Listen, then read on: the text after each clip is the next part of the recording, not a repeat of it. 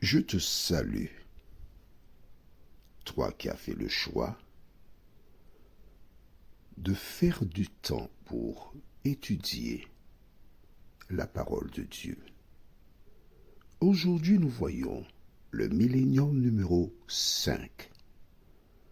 Nos références bibliques sont Apocalypse 1, verset 7, Apocalypse 6, verset 12 à 17, Matthieu 26, verset 62 à 64, Exode 33, verset 17 à 23, 1 Thessaloniciens chapitre 4, le verset 17, et Jean 20, les versets 11 jusqu'au verset 17, que nous lirons séparément. Avant d'aborder le thème, prions. Notre Seigneur et notre Dieu, nous venons vers toi afin que le Saint-Esprit nous conduise dans toute la vérité. Merci d'effacer de la mémoire de tes enfants qui cherchent la vérité toutes les idées contraires à la Bible, nous t'en prions. Au nom de Jésus et pour ta gloire éternelle. Amen.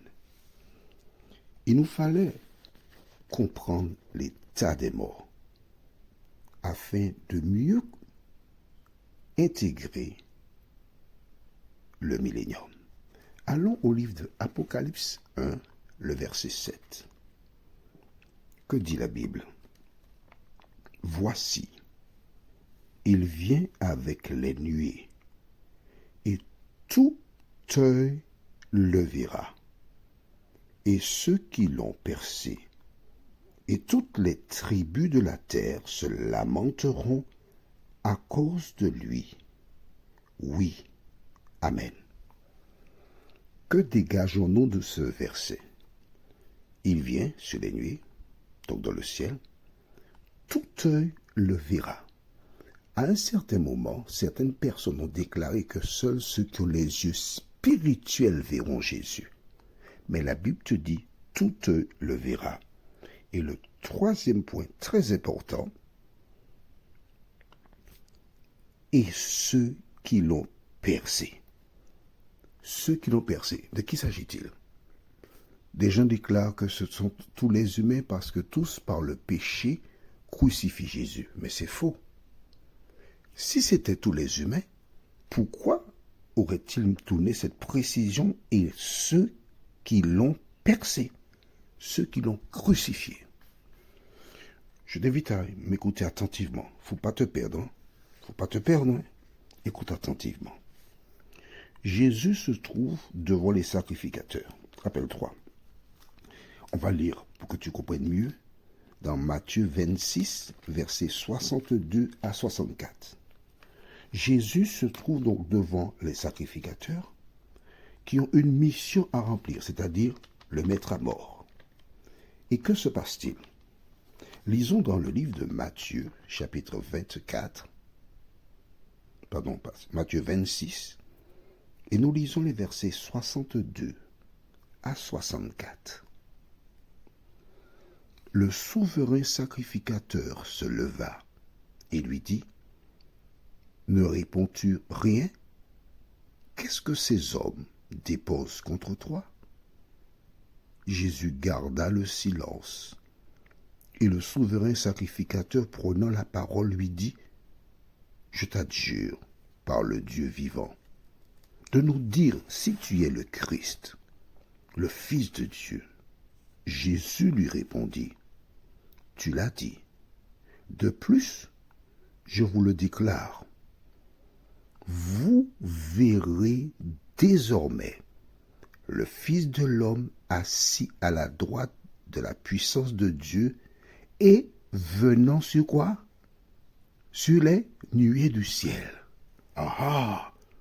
Voici les personnes dont parle Apocalypse 1, verset 7, et ceux qui l'ont percé. Dans Matthieu 26, versets 62 à 64, Jésus a prophétisé. Il a dit à ces personnes-là qui allaient le faire crucifier, vous verrez. Donc, au retour de Jésus, il y aura une résurrection spéciale, tandis qu'il va paraître dans le ciel.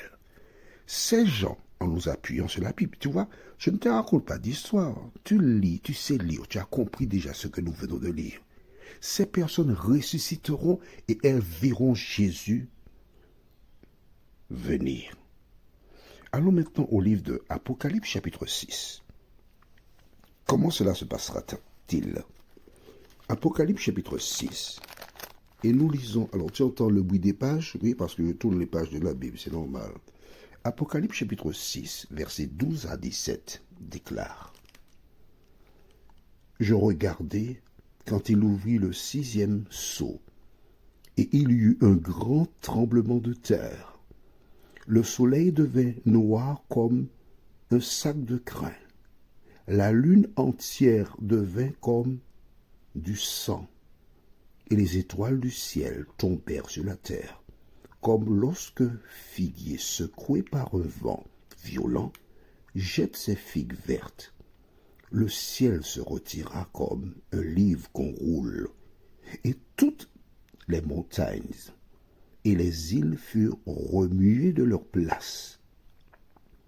Les rois de la terre, les grands, les chefs militaires, les riches, les puissants, tous les esclaves et les hommes libres se cachèrent dans les cavernes et dans les rochers des montagnes, et ils disaient aux montagnes et aux rochers: Tombez sur nous et cachez-nous devant la face de celui qui est assis sur le trône et devant la colère de l'agneau, car le grand jour de sa colère est venu, et qui peut subsister?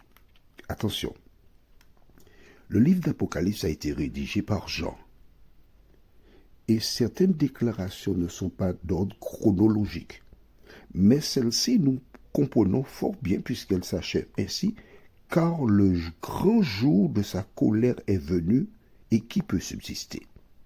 Nous retenons que la terre trembla, toutes les îles furent remises de leur place, et les gens cherchèrent un asile où? Dans les cavernes, parce que c'était terrible. Pourquoi ces personnes cherchaient-elles à se protéger et à se cacher? Allons au livre de Exode, chapitre 33, les versets 17 à 23. Exode 33, les versets 17 à 23. Tu as trouvé?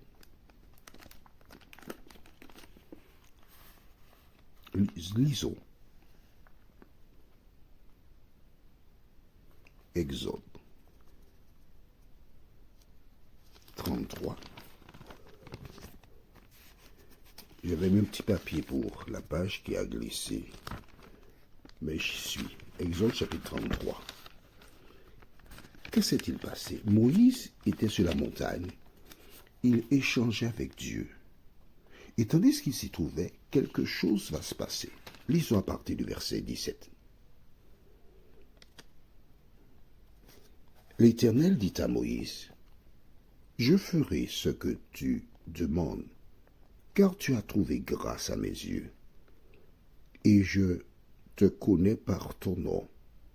Moïse dit: Fais-moi voir ta gloire. L'Éternel répondit: Je ferai passer devant toi toute ma bonté, et je proclamerai devant toi le nom de l'Éternel. Je fais grâce à qui je fais grâce, et miséricorde à qui je fais miséricorde. L'Éternel dit: Tu ne pourras pas voir ma face, car l'homme ne peut me voir et vivre. L'Éternel dit: Voici un lieu près de moi. Tu te tiendras sur le rocher. Quand ma gloire passera, je te mettrai dans un creux du rocher, et je te couvrirai de ma main jusqu'à ce que j'aie passé. Et lorsque je retournerai ma main, tu me verras par derrière, mais ma face ne pourra pas être vue. Pourquoi? Parce que l'homme est un pécheur. Et en tant que pécheur, nous ne pouvons pas voir Dieu et vivre. C'est ce qu'il a dit ici. Tu ne pourras pas, verset 20, tu ne pourras pas voir ma face car l'homme ne peut me voir et vivre. Qu'est-ce qui se passe au retour de Jésus? Quand il apparaît dans le ciel, les gens le voient. Et la clarté, parce que Jésus c'est la lumière, il reviendra au milieu de la nuit. Et quand la lumière paraîtra, les gens éblouis ne pouvant pas voir la face de Jésus iront se cacher. Et alors, quelle est la suite? Nous allons au livre de 1 Thessaloniciens chapitre 4, le verset 17. Déclare: ensuite, nous les vivants qui serons restés, nous serons tous ensemble, enlevés avec eux sur des nuées, à la rencontre du Seigneur dans les airs, et ainsi nous serons toujours avec le Seigneur. Au retour de Jésus, les méchants ou ceux qui n'ont pas fait la paix avec le Christ mourront. Les saints sont ressuscités. Nous avons déjà vu ça récemment. Transformés. Et les saints vivant au retour de Jésus ensemble sur des nuées montent dans les airs à la rencontre du Seigneur. Mais ces personnes sont toutes transformées. Allons au livre de Jean chapitre 20. Jean 20 et nous lisons à partir du verset 11. Cependant, Marie se tenait dehors près du sépulcre et pleurait. Comme elle pleurait, elle se baissa pour regarder dans le sépulcre et elle vit 2 anges vêtus de blanc, assis à la place où avait été couché le corps de Jésus, l'un à la tête, l'autre aux pieds. Ils lui dirent: Femme, pourquoi pleures-tu? Elle leur répondit: Parce qu'ils ont enlevé mon Seigneur, et je ne sais où ils l'ont mis. En disant cela, elle se retourna et elle vit Jésus debout. Mais elle ne savait pas que c'était Jésus. Jésus lui dit: Femme, pourquoi pleures-tu? Qui cherches-tu? Elle, pensant que c'était le jardinier, lui dit: Seigneur, si c'est toi qui l'as emporté, dis-moi où tu l'as mis, et je le prendrai. Arrêtons-nous ici. Jésus est mort le vendredi, qu'on appelle communément vendredi saint. Le dimanche matin, premier jour de la semaine, il ressuscite. Marie voit un homme. Elle le voit. Elle ne reconnaît pas Jésus. Elle lui parle. Il lui parle. Ils échangent. Donc l'aspect physique de Jésus est transformé. La voix de Jésus est transformée. Mais alors, qu'est-ce qui se passe? Au verset 16, Jésus lui dit: Marie. Probablement, il avait une manière spéciale de dire Marie. Une intonation où il tirait sur le riz. Ou Marie. Et quand Jésus dit Marie, c'est seulement ça. Elle se retourna et lui dit en hébreu Rabouni, c'est-à-dire maître. Tu vois donc que Marie n'a pas reconnu physiquement Jésus. Pourquoi? Parce qu'il était transformé. Et au verset 17, Jésus lui dit: Ne me touche pas, car je ne suis pas encore monté vers mon Père, mais va trouver mes frères et dis-leur que je monte vers mon Père et votre Père, vers mon Dieu et votre Dieu. On s'arrête ici. Certaines personnes s'appuient sur l'échange de Jésus et le bon larron. Quand Jésus lui répondit: Je te le dis aujourd'hui, tu seras avec moi dans le paradis. je te pose une question. Ceux qui soutiennent cette parole déclarent que lorsqu'une personne décède, elle monte au paradis. Or, Jésus, le dimanche matin, n'était pas encore monté. C'est lui qui a dit cela. Relis le verset. Je ne suis pas encore monté.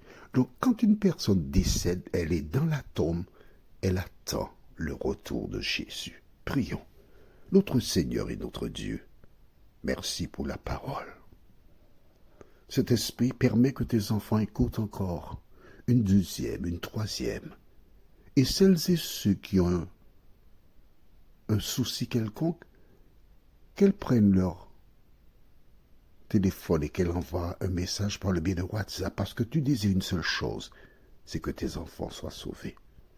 Merci de nous entendre et de nous exaucer. Nous t'avons prié au nom de Jésus et pour ta gloire éternelle. Amen. Que l'Éternel continue de te bénir.